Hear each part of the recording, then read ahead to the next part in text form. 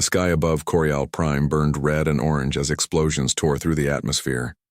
Commander Taeyang gripped the armrest of his command chair, watching the tactical display with growing despair. Another ship vanished from the screen. Then another. His fleet was dying. "Sir, the defense platforms are failing," shouted his tactical officer. "We've lost sectors 7 through 12. Taeyang closed his eyes for a moment. 20 years of service and it would end like this.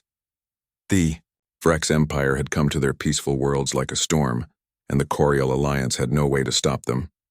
"Pull back the remaining ships to the evacuation zone," he ordered, his voice steady despite the fear in his chest. "We need to buy more time for the transports." On the surface of Corial Prime, Ambassador Hyun ran through the corridors of the planetary government building. Alarms screamed around him, and the lights flickered as power systems failed. He had spent his entire life working for peace, negotiating trade agreements and cultural exchanges. Now his world was ending, and all his words meant nothing. "Ambassador." A security officer grabbed his arm. "The last transport is leaving in 10 minutes. We need to go now." Hyun shook his head. "I need to reach the communications center. We sent out distress calls to every species we know. Someone might answer." "There's no time." "Then I'll make time." Hyun pulled free and continued running. In the research district, scientist Yuna worked frantically at her console. The building shook as Vrex bombardment drew closer. Her fingers flew across the controls, adjusting frequencies and boosting power to the quantum distress beacon. "Please," she whispered to herself. "Someone, anyone, please hear us." The beacon pulsed out its message in every known language and frequency. It told the story of a peaceful people facing destruction. It begged for help, for intervention, for anything that might save them.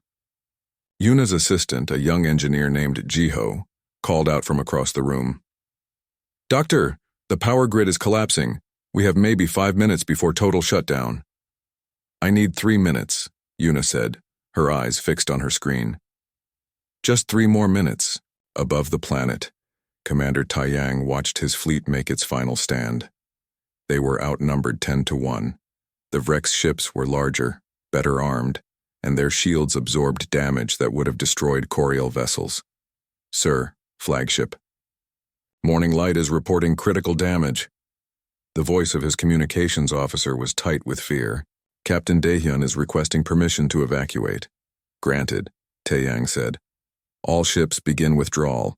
We've done all we can." But the Vrex weren't done with them. As the surviving Corial ships tried to retreat, the enemy pressed their advantage. A massive Vrex dreadnought moved into firing position, its weapons charging. The broadcast came on every frequency in the harsh language of the Vrex. Commander Rethok's face appeared on screens across the system, a being with dark red skin, sharp teeth, and eyes that showed no mercy. "Weak Corial," Rethok said, his voice filled with contempt. "You built cities and wrote poetry. You created art and music. But you forgot to build weapons. You forgot that the galaxy belongs to the strong, not the peaceful. Your civilization ends today.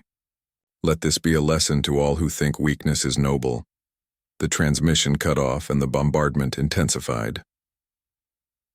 In the communications center, Hyun finally reached Yuna's laboratory. The scientist looked up as he entered, her face pale but determined.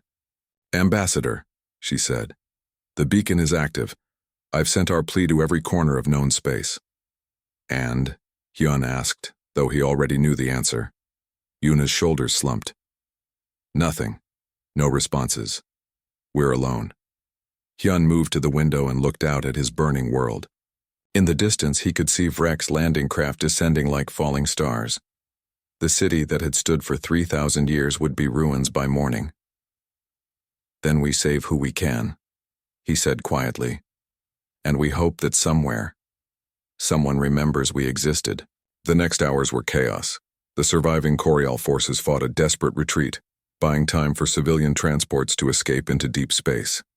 Commander Taeyang's flagship took hit after hit, its shields flickering and failing. "Sir, we need to evacuate," his first officer pleaded. "The ship won't survive another assault," Taeyang looked at the tactical display one last time. Most of the transports had made it clear. The evacuation was as complete as it would ever be. All ships. This is Commander Taeyang. Retreat to rally point Omega 7. Jump on my mark. The remaining Coriol ships turned and ran, their FTL drives spinning up. The Vrex pursued, firing until the very last moment.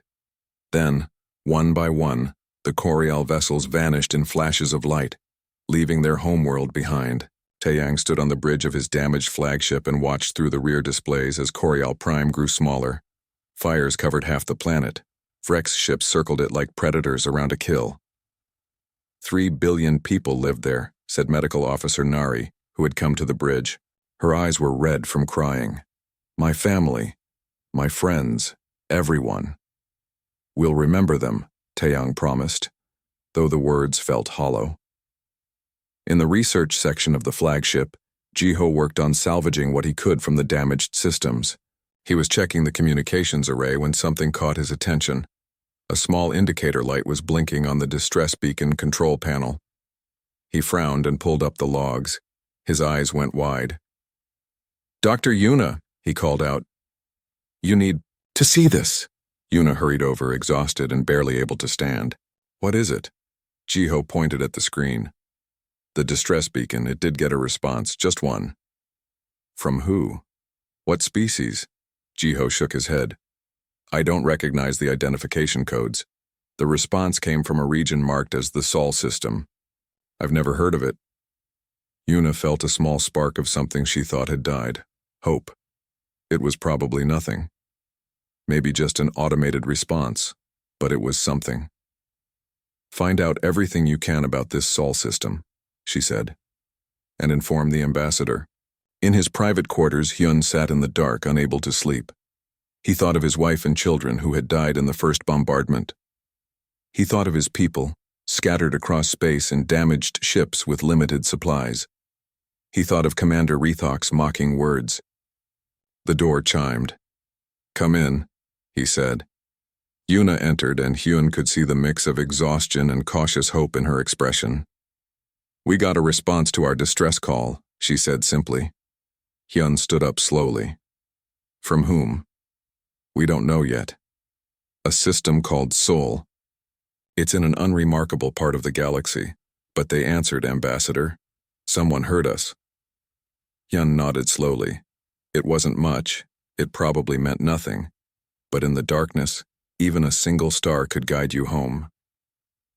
Then we wait, he said, and we hope that whoever they are, they can help us where no one else would. Outside the ship, space was cold and dark. Behind them, their world burned. Ahead, only questions waited. But somewhere in the vast galaxy, a message had been received, and someone was listening. 3 weeks had passed since the fall of Coriol Prime. 3 weeks of running, hiding, and watching their supplies dwindle. The refugee fleet had settled in the asteroid belt of Coriol 7, a remote mining system on the edge of their former territory. It wasn't safe, but nowhere was safe anymore. Ambassador Hyun walked through the corridors of the flagship, which now served as the center of their floating refugee camp. Everywhere he looked, he saw despair. People sat in corners, staring at nothing. Children cried for homes they would never see again. The Coriol had been a proud species once. Now they were just survivors. He entered the medical bay where Nari was working. The medical officer looked exhausted, dark circles under her eyes. She was treating a young girl with a broken arm. Injuries from the escape had been endless. How are our supplies? Hyun asked, though he already knew the answer wouldn't be good. Nari finished wrapping the girl's arm and sent her off with her mother before turning to face the ambassador. We have maybe 2 months of medical supplies left if we ration carefully. Food and water for 3 months, possibly 4. After that, she didn't need to finish the sentence. And the Virex, they're consolidating their hold on our former territories. Commander Taeyang's voice came from the doorway. He entered the medical bay, looking as tired as everyone else. Our scouts report that they're fortifying Coriol Prime as a regional headquarters. They've moved thousands of ships into our space. Hyun leaned against the wall. I've been considering our options. We could try to reach the Pelion Assembly and request asylum, or the Trade Coalition might take us in. They won't help us, Taeyang said bitterly. I've been monitoring communications. The Vrex have made it clear that anyone who aids us will be considered enemies of their empire. No one wants that war. So we're truly alone, Nari whispered. The three of them stood in silence, the weight of leadership crushing them. 47 ships, 12,000 survivors. That was all that remained of a civilization that had spanned 3 star systems and lasted for 5,000 years. What about that response? Taeyang asked suddenly. The one from the Sol system. Did we ever learn anything about them? Yun shook his head. Jiho has been trying to find information, but there's almost nothing in our databases. Sol is apparently home to a species called humans. They only reached FTL capability about 200 years ago. They're considered a minor species, unremarkable. Then they can't help us, Nari said. Probably not, Hyun agreed. But they were the only ones who responded. A sudden alarm made them all jump. The ship's communication system crackled to life with the voice of Jiho from the bridge. Ambassador Hyun! Commander Taeyang, you need to get to the command center immediately. A ship just appeared at the edge of the system. They ran. The corridors were suddenly filled with frightened Coriol, all fearing the same thing. The Vrex had found them. When they reached the bridge, Jiho was at the sensor station, his young face pale but excited. It's not Vrex, he said quickly. The ship's design is completely different. It's broadcasting an identification signal. It's from the Sol system. On the main view screen, the approaching ship appeared. It was smaller than most Coriol vessels, sleek and dark with a black hull that seemed to absorb light. Strange markings covered its surface in a language none of them recognized. They're hailing us, the communications officer reported, her voice shaking. Put them through, Hyun ordered. The screen flickered, and then a message played in perfect Coriol language. This is Captain Minho of the Terran Expeditionary Corps, representing Earth and the Sol Federation. We received your distress call. We're here to help. Request permission to dock with your flagship. The bridge fell silent. Everyone stared at the screen in disbelief. Is this some kind of trick? Taeyang asked quietly. Only one way to find out, Hyun said. He nodded to the communications officer. Grant them docking permission, but have security standing by. 20 minutes later, Hyun, Taeyang, and Nari stood in the docking bay, surrounded by a dozen armed security personnel. None of them knew what to expect. The airlock cycled. The light turned green and the door opened. The human who stepped through was not what they expected. Minho was shorter than most Coriol, with dark hair and dark eyes. He wore black armor that was covered in scratches and scorch marks as if it had seen many battles. His face was calm, almost relaxed, which seemed strange given the circumstances. Ambassador Hyun, Minho said, bowing slightly, in what might have been a gesture of respect. Thank you for allowing me to come aboard. I'm sorry I couldn't get here sooner. You came, Hyun said, not quite believing it. We sent out distress calls to over 50 species. You were the only ones who responded. Minho's expression darkened. I'm aware. My government reviewed the same communications logs you did. No one else wanted to get involved. He looked around at the tired, frightened faces watching him. Tell me everything. What happened to your people? They led him to the conference room. For the next 2 hours, Hyun, Taeyang, and Yuna told him the whole story. The Vrex invasion, the desperate defense, the fall of their worlds. Minho listened carefully, asking questions occasionally, taking notes on a small device. And now? Minho asked. What are your current circumstances? We have 47 ships and 12,000 survivors, Taeyang said. Limited supplies, no allies. The Vrex have our homeworld and are actively hunting for remaining Coriol settlements. We're dying slowly, Nari added bluntly. In a few months, we'll have to surrender to the Vrex or starve. Minho nodded slowly, processing this information. Then he looked up at them with those dark, calm eyes. I need to see your battle records. Every engagement, every tactical decision, everything you know about Vrex capabilities and strategy. What good will that do? Taeyang asked, frustration creeping into his voice. We fought as hard as we could. They were simply stronger. And forgive me, Captain, but what can one human in one ship do against an empire? Minho smiled slightly. It wasn't a happy smile. That's not the right question, Commander. The right question is, what can humanity do once we understand the enemy? And what can humanity do? Hyun asked carefully. We can teach the Vrex why attacking peaceful species is a very, very bad idea. Pilot Junho, who had been standing near the door, laughed bitterly. He had lost his wife and 2 children in the invasion. One ship, one soldier. We needed you weeks ago with an army, not now with promises. Minho turned to face him. The human's expression didn't change, but something in his eyes made Junho stop laughing. You're right to be angry. You're right to doubt. But understand this, I'm not here to promise you anything. I'm here to gather information. What happens next depends on what I learn about your enemy. He stood up. I'll need access to your military databases, your sensor logs, and interviews with your commanders. I'll need to understand how the Vrex think, how they fight, what they value. Give me 3 days. After that, I'll know if humanity can help you. And if we can... He paused, looking at each of them in turn. If we can help, the Vrex will learn what happens when you make an enemy of Earth. Earth? Yuna asked. Our homeworld, the place where humans learned that survival sometimes means becoming something others fear. Hyun studied this strange being who had come from halfway across the galaxy to answer their distress call. There was something about him, something in the way he carried himself that spoke of experience with darkness and conflict. Why did you come? Hyun asked quietly. Your species barely knows us. Why risk involvement with the Vrex? Minho was silent for a moment. When he spoke, his voice was soft but clear. Because 300 years ago, humanity faced extinction. Our machines turned against us. Later, an alien species called the Hask tried to wipe us out. Both times we fought alone. No one came to help us. No one even answered our distress calls. He met Hyun's eyes. We survived anyway. But we swore that when we reached the stars, we would be different. When someone calls for help, we answer. Always. The conference room was quiet. Outside, in the cold darkness of space, 12,000 refugees waited to learn their fate. And somewhere in the depths of that black hull docked to their flagship, systems were already analyzing data, calculating possibilities, and preparing to show the galaxy what happened when humanity decided to get involved. For 3 days, Captain Minho moved through the refugee fleet like a shadow. He interviewed survivors, reviewed battle footage, and studied everything the Corial knew about the Vrex Empire. He barely slept, barely ate, just absorbed information with an intensity that made the Corial nervous. Yuna found herself assigned as his main liaison, providing him access to their scientific databases and military records. She watched him work in the research lab, his fingers moving across holographic displays, his eyes scanning data faster than she thought possible.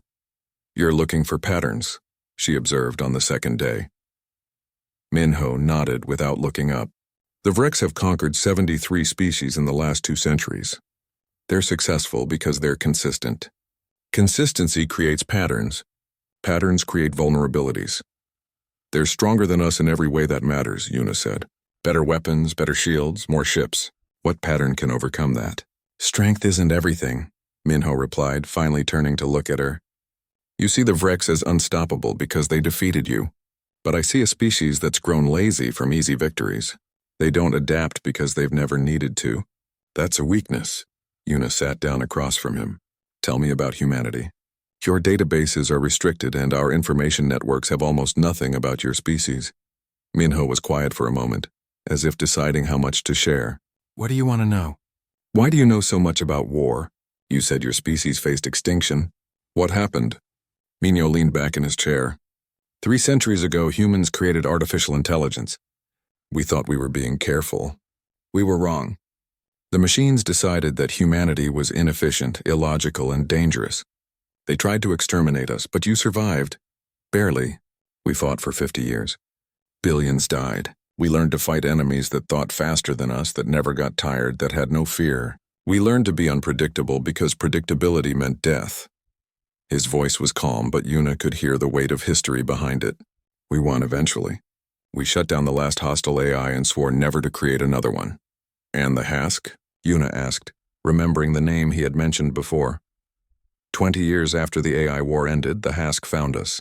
They were a crystalline species, beautiful and ancient. They saw Earth as perfect for their kind of life. Hot, high radiation, lots of minerals. Humans were just pests to be removed. Minho's eyes grew distant. They didn't ask us to leave. They didn't negotiate. They just started sterilizing our colonies and working their way toward Earth. What did you do? We fought. For 30 years we fought. We lost Mars and Europa. We lost the outer colonies, but we learned how they thought, how they fought. We adapted. And eventually we made them understand that killing humans was more trouble than it was worth. He looked at her directly. We didn't win because we were stronger. We won because we never stopped fighting, never stopped adapting, and made ourselves too expensive to exterminate. The galaxy doesn't know this about humans, Yuna said slowly. We're a young species by galactic standards. Most established civilizations ignore us, think we're primitive. That's fine. We're not looking for attention. We're just trying to survive and help others who want to do the same. Their conversation was interrupted by Jiho rushing into the lab. Dr. Yuna! Captain Minho! Commander Taiyang requests your presence in the training bay. The training bay was crowded with Corial military personnel. Taiyang stood at the center with several of his officers, examining a holographic display of Rex ship formations. Captain Minho, Taiyang said as they entered, we've provided you with all the information you requested. Now I have questions of my own. You've been studying our enemy for 3 days. What have you learned? Minho approached the holographic display. The Vrex are predictable. They use the same battle formations in every engagement. They rely on overwhelming firepower and numerical superiority. They target command ships first, then orbital defenses, then population centers.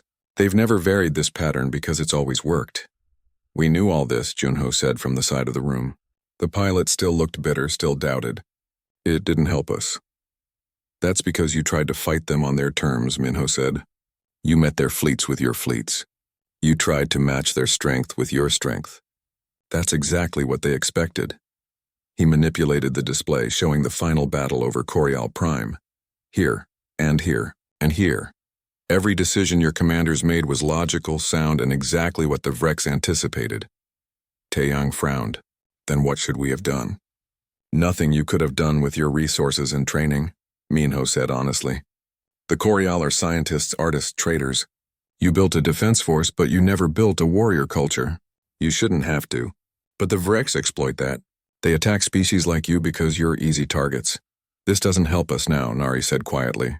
She had come to the meeting hoping for answers. They've already won. We're already defeated. Minho turned to face the gathered Corial. No, you're not defeated. You're preparing to win. The room erupted in confused voices. How? With what? One ship can't... Not one ship, Minho said, his voice cutting through the noise. I told you I came here to assess the situation. I've done that. Now it's time to show the Vrex what happens when they attack species under human protection. We're not under human protection, Hyun said carefully. We barely knew your species existed until you arrived. You are now, Minho replied simply. The moment I sent my report back to Earth, you became our concern. The moment I confirmed that the Vrex are bullies who attack peaceful species, you became our responsibility. He pulled up a new display, this one showing star charts. The Third Fleet was already on maneuvers in the Outer Rim. Admiral Soman received my report 2 days ago.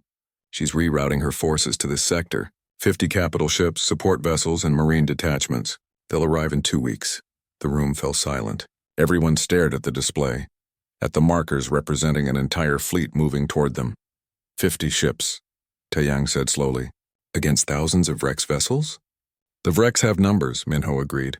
But they've never fought humans before. They don't know our tactics, our weapons, or our willingness to do whatever it takes to protect our allies. He looked around the room. In 2 weeks, we're going to take back Corial Prime. We're going to show the Vrex that easy victories are over. And we're going to make sure they think twice before attacking peaceful species again. Junho stepped forward. Why should we believe you? No offense, Captain, but your species is unknown. Your technology is untested. How do we know you can actually help us? Minho walked over to a weapons rack on the wall. May I? He asked Taeyang, who nodded. Minho picked up a standard Corial rifle. This is a good weapon. Clean, efficient, designed to minimize casualties in conflicts. It's exactly what a peaceful species would create. He set it down and pulled out his own sidearm from his holster. The weapon looked dark and brutal, all sharp angles and aggressive design. This is a human weapon. It's designed to stop an enemy permanently and efficiently. It doesn't stun. It doesn't disable. It kills. He holstered it again. That's the difference. You built weapons to defend. We built weapons to survive. You're saying humans are better at killing, Yuna said quietly. I'm saying humans are better at war, Minho corrected. There's a difference. War isn't just about killing. It's about will, strategy, deception, and the ability to adapt faster than your enemy. It's about making your opponent afraid to fight you. He turned back to the display. The Vrex think they're the strongest. They think strength means victory. We're going to teach them that they're wrong. Ambassador Hyun had been silent throughout the exchange, watching and listening. Now he spoke up. Captain Minho, even if everything you say is true, why would humanity risk war with the Vrex Empire for us? What do you gain? Minho met his eyes. Peace, not the absence of war, true peace. The kind of peace where species like yours can build civilizations without fear, where calling for help actually means someone will come. He paused. My grandfather fought in the Hask War. He told me that the worst part wasn't the fighting or the dying. The worst part was knowing that we were alone, that the galaxy watched us face extinction and did nothing. He gestured to the Corial around him. You called for help. 50 species ignored you, but we heard you, and we came. That's what humans do. We're not the strongest species in the galaxy. We're not the smartest or the most advanced, but we're the ones who show up when someone needs help. That has to mean something. The conference room was quiet. Outside the window, stars hung in the darkness, cold and distant. But somewhere in that vast emptiness, ships were moving. An entire fleet was coming to help species they had never met, to fight an enemy they had never faced, simply because someone had asked for help. 2 weeks, Taeyang said finally. What do we do until then? Minho smiled. We prepare. I'm going to teach you how humans fight, and then we're going to take back your world. 2 weeks had passed. The refugee fleet remained hidden in the asteroid belt, while the Corial learned what it meant to prepare for war the human way. Minho had trained their soldiers, taught them tactics, and most importantly, showed them that strength alone didn't win battles. Now, Commander Taeyang sat on the bridge of his flagship, watching the tactical display with new understanding. The plan Minho had outlined seemed impossible, yet every simulation they ran showed it could work. The key wasn't matching Vrex strength. The key was making them react to human moves instead of their own plan. Status report, Taeyang ordered. All ships ready, his tactical officer replied. Captain Minho departed 3 hours ago in his stealth ship. He should be approaching Corial Prime by now, Taeyang nodded. The first phase of the plan was entirely on Minho's shoulders. The human had insisted on going alone, said it was the only way to get into position without alerting the entire Vrex fleet. Taeyang had wanted to argue, but he had learned over the past weeks that humans had a different relationship with risk than Corial did. On Corial Prime, the Vrex celebration continued. Commander Rethok had converted the former Corial government complex into his regional headquarters. His forces controlled 3 star systems now, and more conquests were planned. The Corial had been easy prey, and it had earned him commendations from the Vrex High Command. He stood in what had once been Ambassador Hyun's office, looking out over the conquered city. Vrex soldiers patrolled the streets. Vrex ships filled the orbit. This was what victory looked like. Commander, his communication officer called from the command center. We're detecting a strange reading in Sector 7. Rethok barely looked up. What kind of reading? Unknown, sir. It's probably just debris from the battle, but it appeared suddenly on our sensors. Send a patrol to investigate, Rethok said dismissively, and stop bothering me with minor anomalies. Deep beneath the city, in the ruined remains of the communications facility, Captain Minho moved through the darkness. His stealth suit made him nearly invisible to sensors, and his movements were silent. He had spent the last 2 hours infiltrating the Vrex headquarters, mapping their systems and planting what he needed. The Vrex were overconfident, just as he expected. Their security was decent, but designed to stop conventional attacks. They weren't ready for someone who had trained to fight enemies who could think faster than organic beings. Compared to infiltrating AI strongholds during Earth's machine war, this was almost easy. Minho reached the main communication hub. He pulled out a small device from his pack and attached it to the Vrex system. Human computer technology was different from most species, built to resist hostile AI, designed to adapt and overcome. The device started its work immediately, boring through Vrex security like it wasn't even there. Captain Minho to Admiral Soman. He whispered into his communicator. I'm in position. Beginning Phase 2. Light years away, Admiral Soman sat in the command center of the TFS Indomitable, humanity's newest carrier. Around her, 50 capital ships of the Third Fleet held formation, waiting for the signal. She was a veteran of both the AI wars and the Hask conflict, and she had no patience for bullies. All ships, this is Admiral Soman. She broadcast to the fleet. Prepare for tactical jump. Target, Coriol Prime. Rules of engagement. We offered them a chance to leave peacefully. If they choose violence, we respond with overwhelming force. Make no mistake. Today we show the galaxy that attacking Earth's friends has consequences. On Coriol Prime, Minho activated his device. Suddenly, every Vrex communication array in the system came online simultaneously. Every screen, every display, every command console showed the same thing: his face. Rethok jumped up from his chair as the transmission blasted across all frequencies. What is this? Who dares? I am Captain Minho of humanity, the transmission said in perfect Vrex language. You attacked the Coriol Alliance.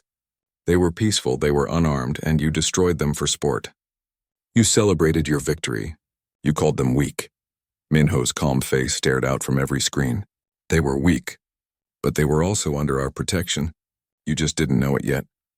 Rethok slammed his fist on the console. Find him! I want security teams sweeping every building. And someone shut down this transmission. But the transmission continued. Commander Rethok, you have one chance. Leave this system. Leave these worlds. Return to your empire and never attack peaceful species again. Rethok's face turned darker with rage. He grabbed his communicator. All ships, locate the source of this transmission and destroy it. I want this mammal found and executed. The transmission cut for a moment, then resumed. This time Minho's expression was different, harder. I gave you a chance. That was more than you gave the Coriol. Now you get to see what happens when you make an enemy of Earth. Suddenly, the main Vrex fuel depot on the edge of the city exploded. The blast was massive. A chain reaction that tore through storage tanks and spread to ammunition stockpiles. Secondary explosions rippled across the military complex, turning the night sky orange with fire. Report, Rethok screamed. What happened? The depot is destroyed, sir. Someone sabotaged the containment systems. We've lost 30% of our ground force's fuel supplies. How? How did they? Another explosion rocked a different part of the city. Then another. Minho had been busy during his infiltration, placing charges at every critical point in the Vrex infrastructure. Get our fleet into defensive positions, Rethok ordered. He's just one soldier. We have thousands of ships. But even as he spoke, space around Coriol Prime began to shimmer. Not one spatial distortion appeared, but 50 massive tears in reality as ships dropped out of FTL drive directly into the system. On the bridge of his flagship, Taeyang watched the human fleet arrive. They were beautiful and terrifying at the same time. The ships were sleek and dark, covered in weapons and armor. They moved with precision, taking up positions around the planet in a defensive formation that made the Coriol military tactics look primitive. My God, Yuna whispered beside him. They're really here. Admiral Soman's voice broadcast across all frequencies in every language. This is Admiral Soman of the Terran Third Fleet. Vrex forces, you are ordered to power down your weapons and prepare to leave the system. You have attacked species under Earth's protection. This aggression will not stand. You have one chance to retreat. Choose wisely. Rethok stared at the tactical display showing 50 human ships facing his 300 vessels. He started laughing. They're outnumbered 6-1. Does this fool think numbers mean nothing? All Vrex ships, this is Commander Rethok. Destroy these humans. Show them what happens when primitive species challenge the Vrex Empire. The Vrex fleet opened fire. Hundreds of weapons lit up space with deadly energy. The humans' response was instant and devastating. Their point defense systems intercepted most of the incoming fire, and their counterattack was surgical. Human railguns fired solid projectiles at relativistic speeds, punching through Vrex shields like they were paper. Missile pods released swarms of smart weapons that dodged and weaved through defensive fire. Energy weapons carved through armor with frightening efficiency, but it wasn't just the weapons. It was the way the humans fought. They didn't meet the Vrex fleet head-on. They flowed around it using speed and maneuverability. They targeted specific systems, engines, weapons, sensors, crippling ships instead of destroying them when possible. Every move was calculated, efficient, and utterly ruthless. They're not fighting like any species I've seen, Taeyang said, watching in awe. They're not trying to win through strength. They're dismantling the Vrex fleet like surgeons. Junho sat at his pilot station, tears streaming down his face as he watched the battle. For my family, he whispered. For everyone we lost. On the ground, Minho watched the battle through his suit's sensors while extracting through the chaos. His job was done. The human fleet was here, and they were doing what humans did best, showing overwhelming technical superiority through preparation, adaptation, and complete commitment. Commander Rethok watched his fleet being torn apart. Ships that had conquered dozens of species couldn't land a solid hit on the human vessels. His commanders were panicking, breaking formation, some ships trying to flee.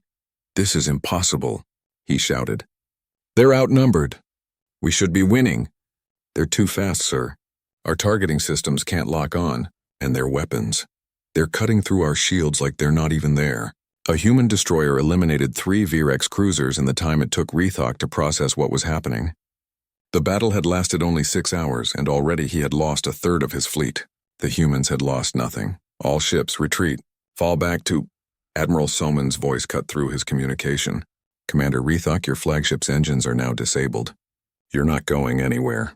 Your fleet has 10 minutes to surrender before we resume fire. The choice is yours." Rethok looked at his tactical display. His command ship was indeed crippled, its engines destroyed by precision strikes he hadn't even seen coming. Around the system, his remaining ships were battered and broken.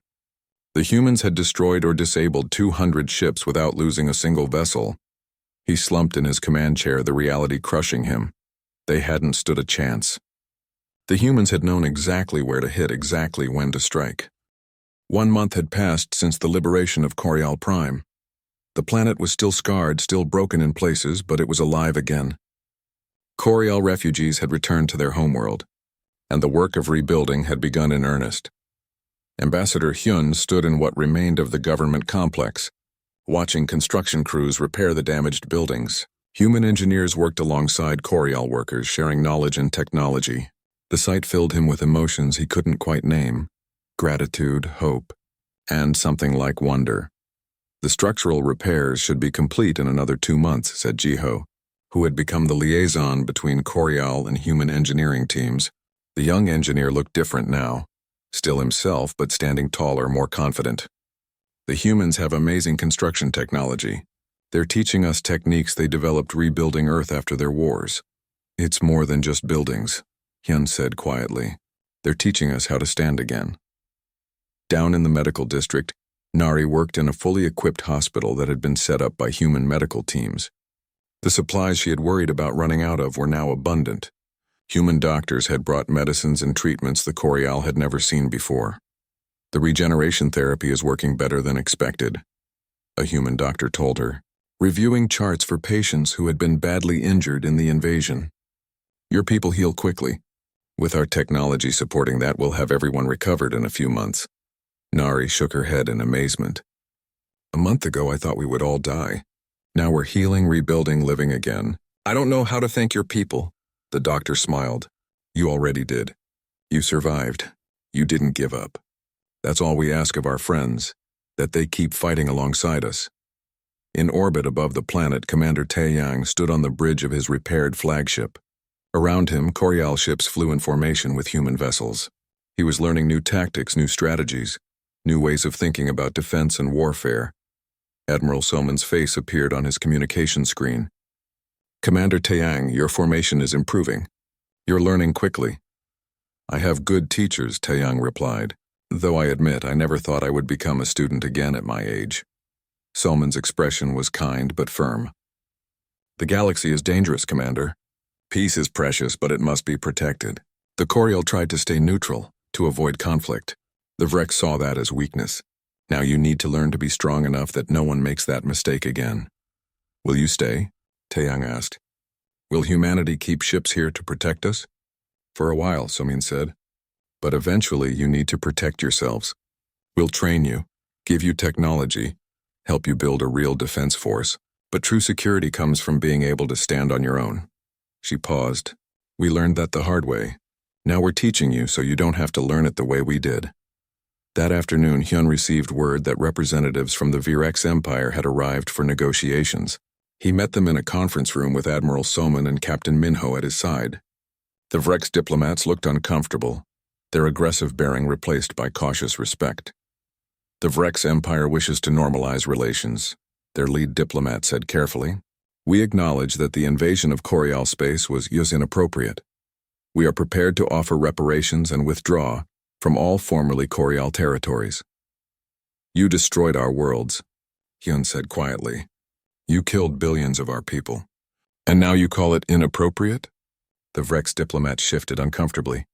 We were not aware that the Corial had powerful allies. Minho leaned forward slightly. You mean you didn't know we would fight back? You attack peaceful species because you think there are no consequences. Now you know there are. The Terran Federation has made its position clear, Admiral Soman said. The Corial are under our protection. Any future aggression against them will be treated as an attack on Earth itself. Is that understood? The Vrex diplomats nodded quickly. Understood completely. The Vrex Empire has no hostile intentions toward the Corial or any species allied with humanity. After they left, Hyun turned to Soman. They're afraid of you. Good, Soman said bluntly. Fear prevents wars better than treaties sometimes. The Vrex respect strength. Now they know humanity is strong. They'll think twice before attacking anyone we call friend. Is that how you see us? Hyun asked. As friends? Minho answered. You called for help when no one else would answer. That makes you more than friends.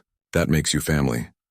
Over the following weeks, the transformation of Corial society continued. Yuna worked with human scientists, learning about technologies that seemed like magic. Weapons that could disable instead of destroy. Shields that could withstand bombardment. Sensors that could detect threats across vast distances. Why share all this with us? She asked one day. This is your advantage. Why give it away? The human scientist, an older woman named Dr. Keiko, smiled. Because we're stronger together. Humanity learned that the galaxy is vast and full of threats. We can't protect everyone alone.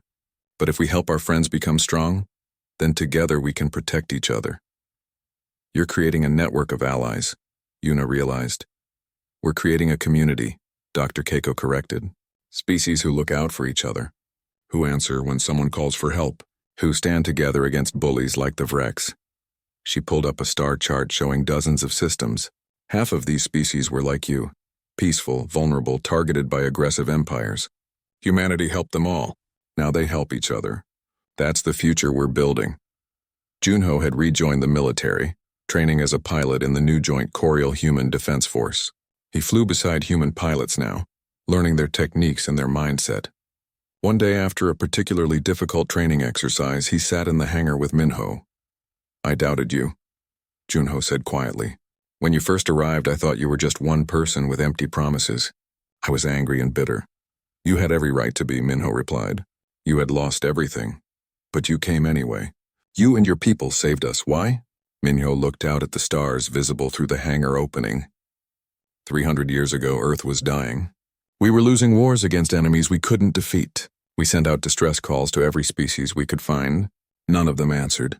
We survived anyway, but we never forgot that loneliness. He turned to face Junho. We swore that when we reached the stars, we would be the ones who answer. We would be the ones who show up. Because no species should face extinction alone. You're remarkable people, Junho said. We're just people who remember what it's like to be helpless, Minho corrected. That memory makes us strong. 3 months after the liberation, a ceremony was held at the site where the Corial government complex once stood. A memorial had been built, listing the names of all those who had died in the invasion. Millions of names carved in stone, a reminder of the cost of peace taken for granted. Ambassador Hyun stood before the memorial with Commander Taeyang, scientist Yuna, engineer Jiho, medical officer Nari, and pilot Junho beside him. Behind them stood thousands of Corial citizens, and standing with them in a show of solidarity were hundreds of human personnel. We stand here to remember, Hyun said, his voice carried by speakers across the plaza. To remember those we lost, to remember the darkness we faced, but also to remember that when we called for help, someone answered. When we faced extinction, someone came. He turned to look at Admiral Soman and Captain Minho, who stood at attention nearby. The humans had no obligation to help us. We were strangers from halfway across the galaxy. But they came anyway. They fought for us. They bled for us, and they taught us how to stand again. Hyun pulled out a document sealed with both Corial and human symbols. Today we sign the Mutual Defense Pact between the Corial Alliance and the Terran Federation. From this day forward, we are not just allies. We are friends. We are partners. And we promise that just as humanity answered our call, we will answer theirs. Admiral Soman stepped forward and signed the document. Then Hyun signed it. The crowd erupted in cheers, a sound of hope and renewed life. Later that evening, Hyun and Minho stood together on a balcony overlooking the rebuilding city. Lights were coming back on across the capital. Children played in the streets again. Life was returning. What happens now? Hyun asked. Now you rebuild, Minho said. You grow stronger. You teach your children what you learned. And when other species call for help, maybe the Coriol will be the ones who answer. We will, Hyun promised. We learned from the best, Minho smiled. You learned from survivors. Now you're survivors too. That's the most important thing, surviving and then helping others do the same. Will you stay? Hyun asked. For a while. Admiral Salmon is leaving a small fleet here for another year, to help with security and training. But eventually we'll move on. There are other species out there who need help. Minho looked up at the stars. The galaxy is vast. There are many who face the same darkness you did. We'll find them, and we'll answer their calls too. The Vrex will think twice now, Hyun observed. They've learned that attacking peaceful species brings consequences. Not just the Vrex, Minho said. Word is spreading across the galaxy. Humanity stands with the peaceful. We protect those who can't protect themselves. Bullies and conquerors are learning that easy victories are over.